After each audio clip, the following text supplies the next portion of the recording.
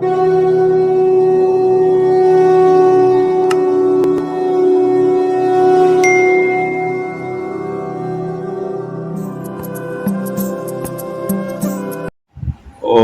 परमात्मने नमः। कार की व्याख्या आज बता रहे हैं। अकारस्तथोंकार मकारश्चरत्रय एता एव त्रयो मात्रा सत्वराजस्तमा निर्गुणा योगिरागम्यां च अर्धमात्रो ऊर्ध्व संक्षिताम। मार्कंडेय पुराण में बात कही गई है कि जो योगी योग चर्चा में स्थित होते हैं उन्हें अनेकों जन्मों में भी अपने पथ से विचलित नहीं किया जा सकता है या होता ही नहीं है। उस परम पुरुष परमात्मा का प्रत्यक्ष दर्शन कर उनकी प्राप्ति के लिए परम पुण्यमय ओंकार इस एकाक्षर मंत्र का जप करें। ईश्वर का प्रत्यक्ष दर्शन हो सकता है, पर कैसे? तो योग मार्ग पर चलकर और ओंकार के जप से। तो इसका स्वरूप क्या है? अकार, उकार और मकार, ये जो तीन अक्षर हैं वे ही तीन मात्राएं हैं। ये सात्विक, राजस और तामस हैं। इनके अतिरिक्त एक अर्ध मात्रा है जो अनुस्वार या बिंदु के रूप में इन सब के ऊपर स्थित है।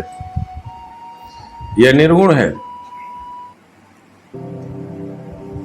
बाकी तीन तो सगुण है अ उ म, लेकिन ऊपर जो मात्रा है वो निर्गुण है। योगियों को ही इसका ज्ञान हो पाता है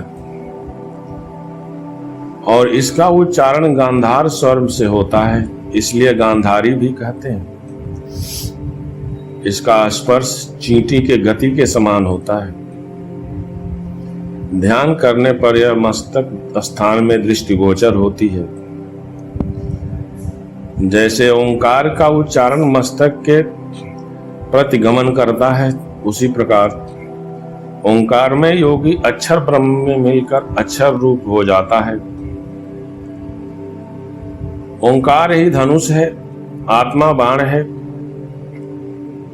और ब्रह्म लक्ष्य है। जिसको वेदना है उसे सावधानी से वेदना चाहिए।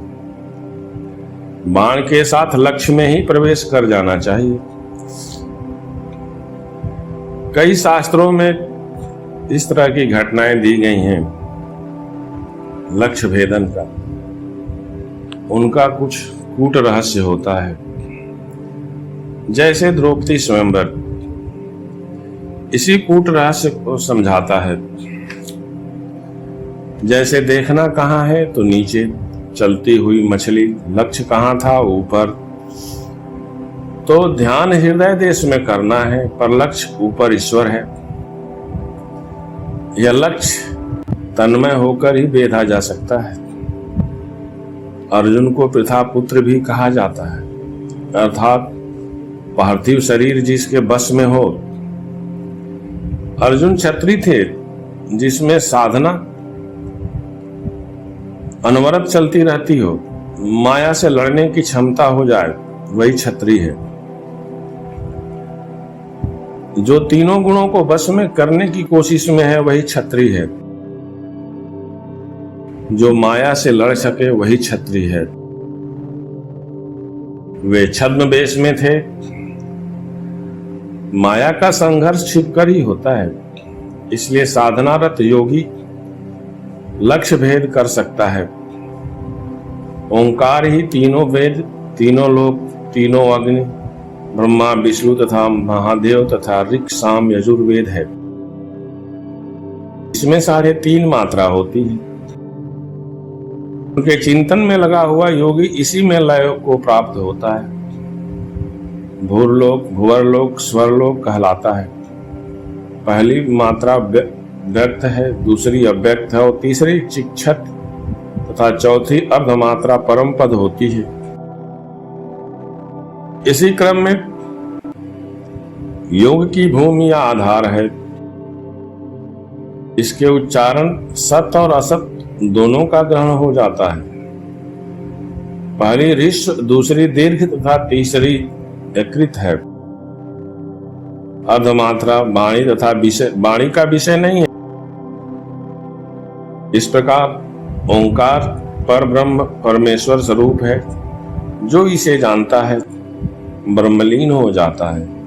लेकिन जो अभी लीन नहीं हुआ है वह क्या करे? तो वह ध्यान करे। शरीर छूटने पर अगले जन्म में जोगी बन जाता है।